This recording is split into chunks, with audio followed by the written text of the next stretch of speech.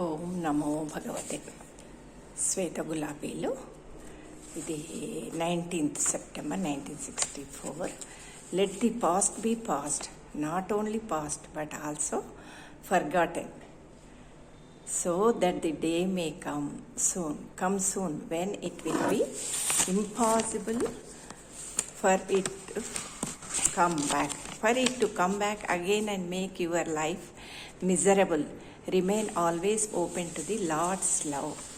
అంటే ఇక్కడ గతం గతః అంటే గతాన్ని గతించనివ్వండి, అంటే అవన్నీ జరిగిపోయిన వాటిని గుర్తించుకోవద్దు అంటున్నారు. గతం మాత్రమే కాదు, మరిచిపోయినది కూడా, తద్వారా అది మళ్ళీ తిరిగి వచ్చి మీ జీవితాన్ని దుర్భరం చేయడం అసాధ్యం అయ్యే రోజు త్వరలో రావచ్చు. అందువల్ల మనం ఏం చేయాలి? ప్రభు ఆ పరంధామని ప్రేమకు సదా ఉన్మీలనం చెంది ఉండండి అంటున్నారు అమ్మ.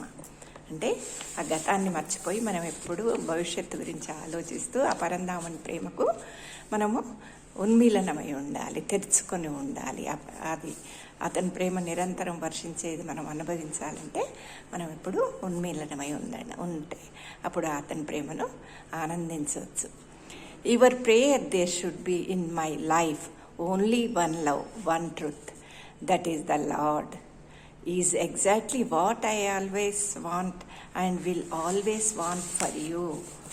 ఇది ఎప్పుడంటే 26th September, అదే 1994లో. ఏమంటే నా జీవితంలో ఎల్లప్పుడూ ఒకే ఒక ప్రేమ, ఒకే సత్యం ఉండాలని, అదే ప్రభువు అని మీ ప్రార్థన. నేను సదా వాంఛించేది, ఎల్లప్పుడూ కోరేది కూడా ఆ ప్రభుతో నేను ఎప్పుడు ఉండాలని, నా ప్రార్థన ఎప్పుడు ఆ విధంగానే ఉంటుంది అని అమ్మ మనకు ఇక్కడ తెలియచేస్తున్నారు. అంటే ఆ ప్రభు కోసమే మనం ఎప్పుడు. ఇక నెక్స్ట్ వచ్చేసి మనకు October 10th ఇంకొకటి చెప్పుకుందాం మనం ఈరోజు. Nothing, not even the darkest falsehood can stop the ultimate Triumph of truth. అంటే సత్యము యొక్క అంతిమ, అంటే తుది విజయాన్ని గాఢాంధకారము, అసత్యము కూడా ఆపలేదు, అడ్డగించలేదు.